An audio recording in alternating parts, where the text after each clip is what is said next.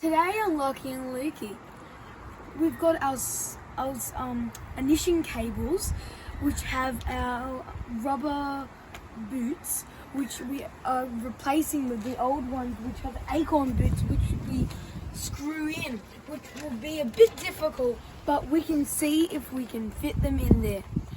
So I'm just gonna unbox the ignition cables. And these ones, I believe, are for a Land Rover, not necessarily a Rover P4, but the Land Rover that has the same engine.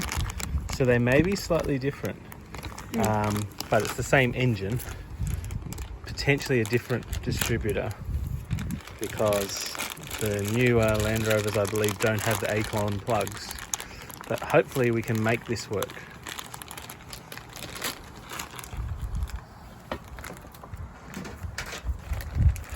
So I'm just gonna cut it open now.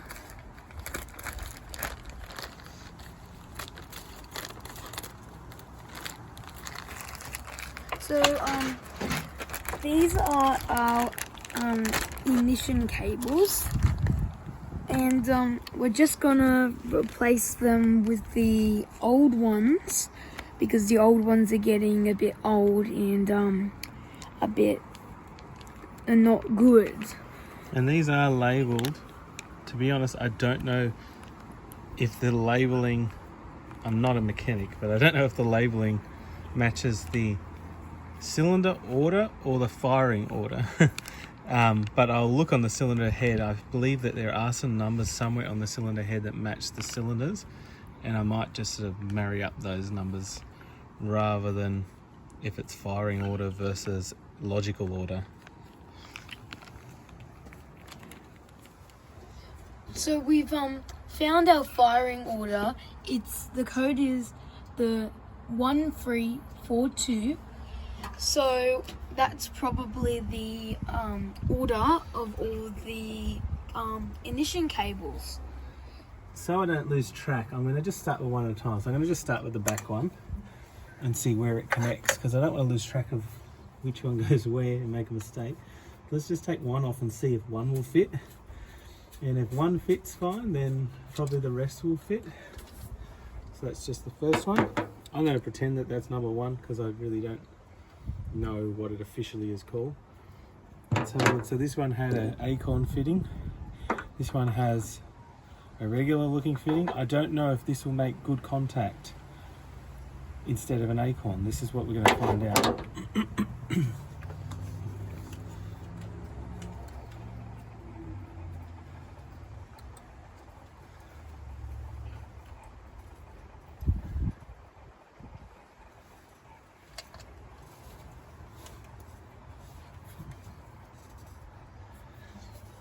Okay, so before I go nuts changing all of them, I'm going to start the car with one swapped and just see if it runs rough. Because if it runs really rough, we know this is not going to work.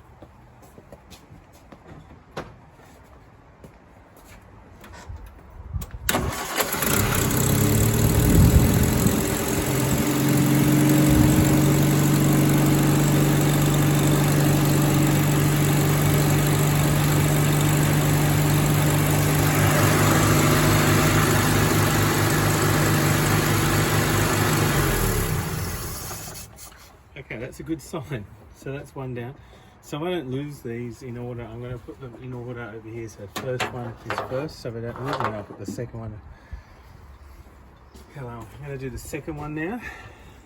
Same thing. I'm just going to do one at a time. Not go crazy with this. Just make sure that the car starts and runs normally. So if at any point I want to change my mind and reverse this, I can. So number two goes in the number two position. I'm just going to get the one labelled 2 and plug it in.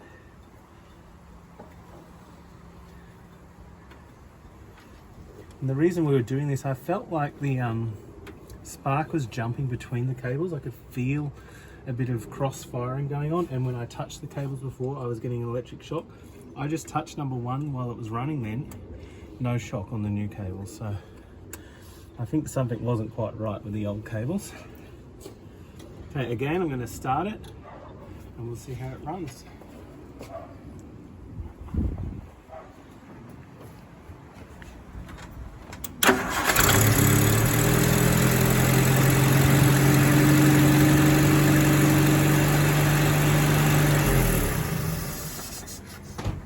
number 2 seems good. Let's go to number 3.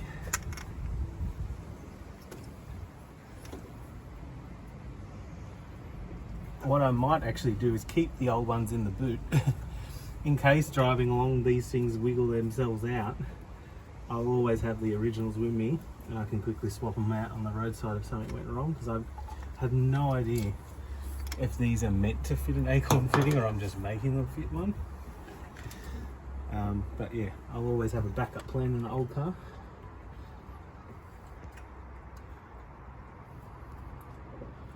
The thing I like about the rubber boot is the water doesn't go down the cable into the top of the distributor because it seals it, whereas the acorn, I always notice water just collecting in the top of the acorn down the lead, and I'm sort of not too happy about that. So at least in the wetter weather, this is not going to do that, which is a benefit of having more modern rubberized ones. Same again, I'll start it up, see if that one's working okay. That way I know if I've done one wrong.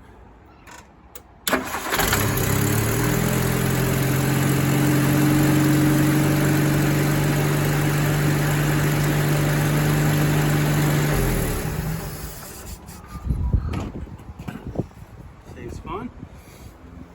The next one. Oh, this one's in tight. Can't blame anyone because I'm probably the one that tightened it when it got water in it that time.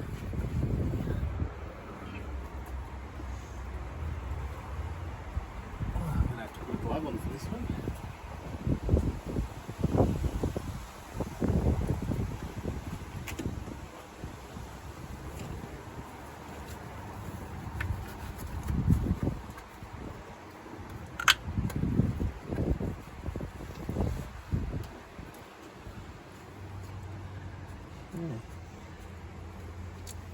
That one, leaning in order.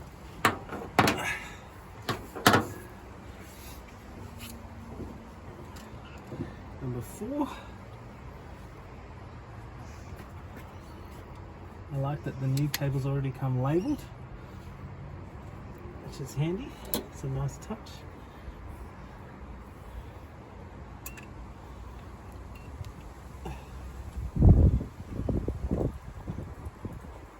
And the reason I'm testing it after each one is in case I haven't seeded one of them correctly. If I did them all, I won't know which one is the one misfiring. But if I do them one at a time, I'll straight away know that I haven't plugged one of them in properly, because that'll be the one I just did. And that's why I'm doing them all one at a time rather than just plugging them all in and starting and wondering why.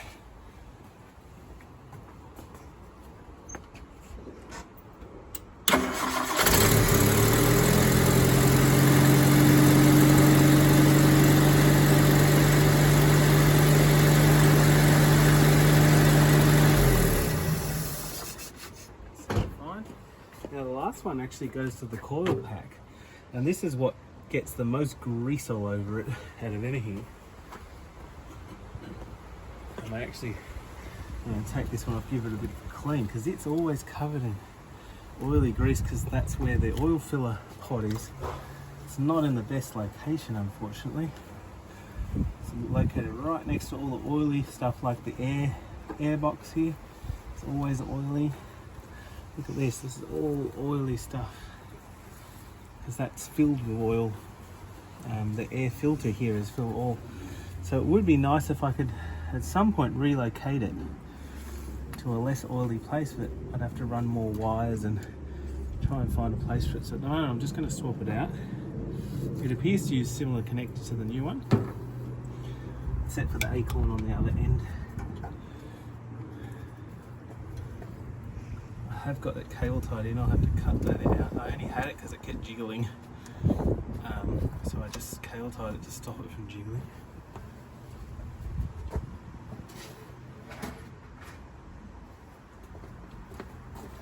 So I'll just cut that cable tie off now, don't need that.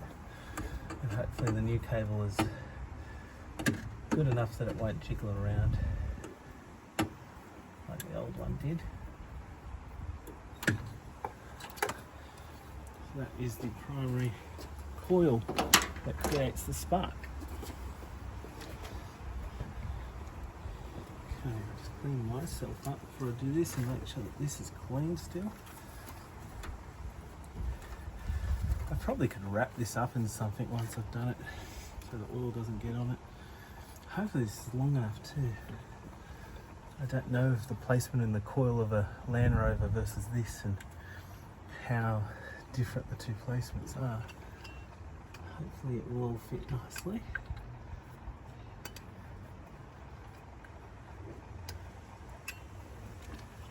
It's much easier to find Land Rover parts than it is Rover parts. So luckily this is the only P4 that shares the same engine as the more common Land Rover, because then I can get parts more easily.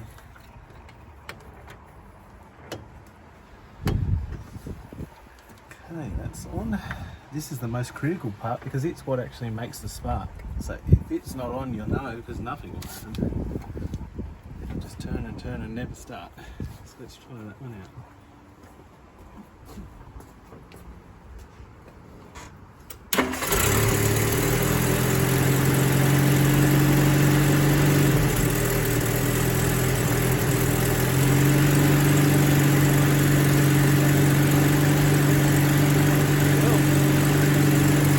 Like a good, great success.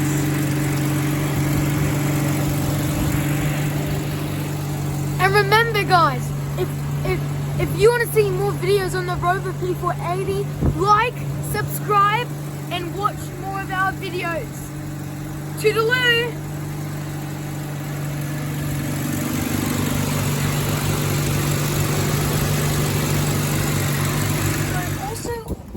Doing today, we're just checking all the tire pressures. This is the last tire we have, so I'm just gonna put that in. No, it didn't make it in, so I'm just gonna take it out and then fix it, and then get the angle straight. See how the angle has to match.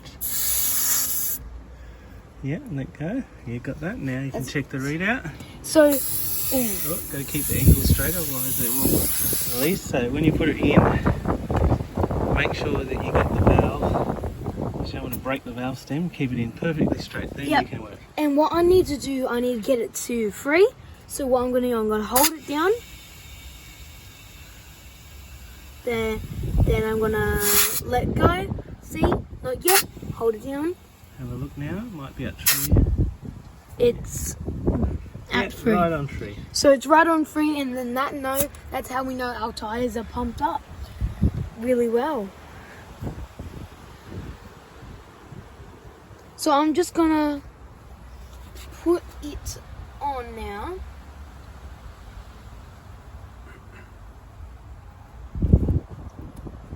Just to keep it a bit safe, so no air leaks out. And that is it. If you want to see more videos on Lockie and Lukey, remember to like, subscribe, and watch more about the Rover P480. Toodaloo!